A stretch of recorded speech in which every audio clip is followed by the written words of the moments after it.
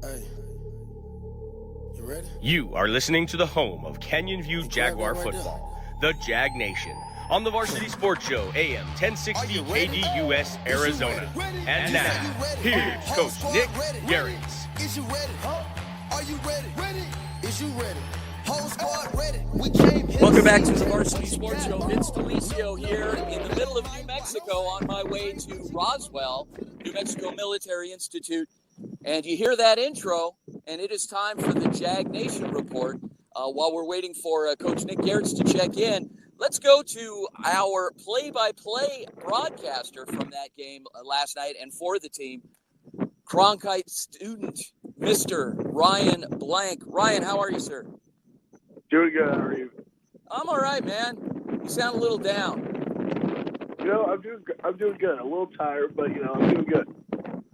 So let's talk about last night's game. First of all, we had the live stream, and Justice Miranda, our technical director on site, ran into some issues. There were some interference problems, something about that stadium at Peoria High School that just does not like us. I don't know, but we had some issues there, so many apologies on that, but we're able to deliver, I think, a majority of the game. Unfortunately, we lost a little bit of it, but talk about what happened on the field. Yeah, last night, what it really was, early on, you saw a dominant offense from the Panthers scoring on their first three drives, and then the defense from Canyon View buckled down and did a great job the rest of the game, keeping them out of the end zone. Forced a turnover, forced multiple punts in the second half, and the defense made those adjustments. On the offensive side, just looked a little stagnant throughout the game.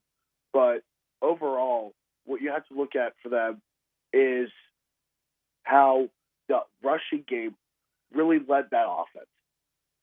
Matthew Flores did a great job establishing something up the middle of the run game. And then quarterback Ashton Zacher did a good job rolling out and trying to use his legs to make something happen on the fly. So that's really what I saw. Otherwise, the offense kind of struggled to get the ball downfield. So Matthew Flores, 1,000-yard rusher from last season. Talk a little bit more about their running game. You said he got some things going, and we give us some insight into possessions. I mean, how did things look on the ground for them overall? Yeah, that's where their offense really flourished last night. Where they got it going was on the ground. Flores did a great job of going straight up the A gap, establishing something up the middle. He's hard to bring down. So he was able, with every one of his carries, even if he got hit at the line of scrimmage, he's still getting forward for at least a couple yards.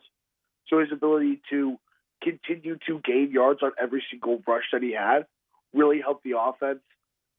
Late in the game, you saw Lane come in, and he got a couple carries, but at the end, it was a lot of pass-heavy offense trying to score before the end of the game. But Matthew Flores is going to be the guy on the offense to really set the tone with his ability to start something up the middle, but he can also get outside and use his physicality to get to the outside.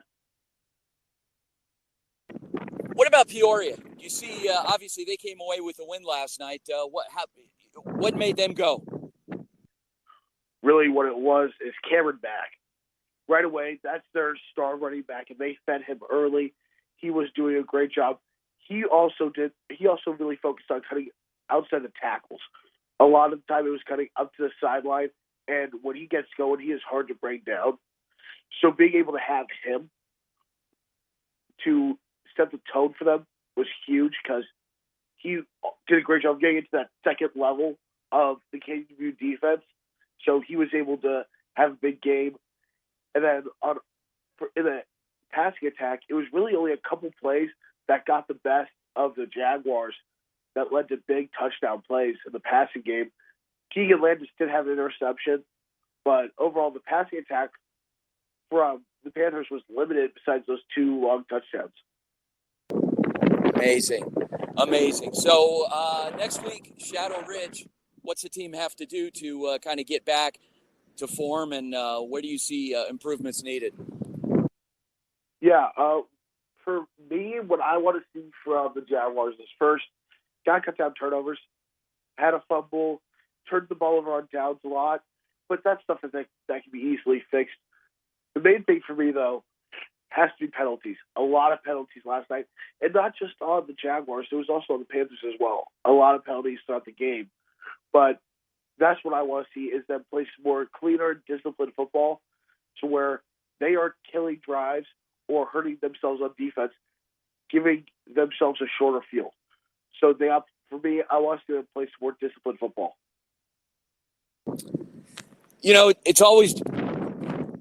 It's always disappointing when a coach that comes in first year into a program can't deliver that win the first time out. But again, some major adjustments they had to make. They were in foreign territory there at Peoria, and they'll get back on track. They're scouting and watching film, and hopefully we can count on a win next week against Shadow Ridge. So Ryan Blank, broadcaster for the Canyon View High School Jaguars on the Jag Nation. Ryan, have a great day. Thanks. Yep, good luck, man. All right.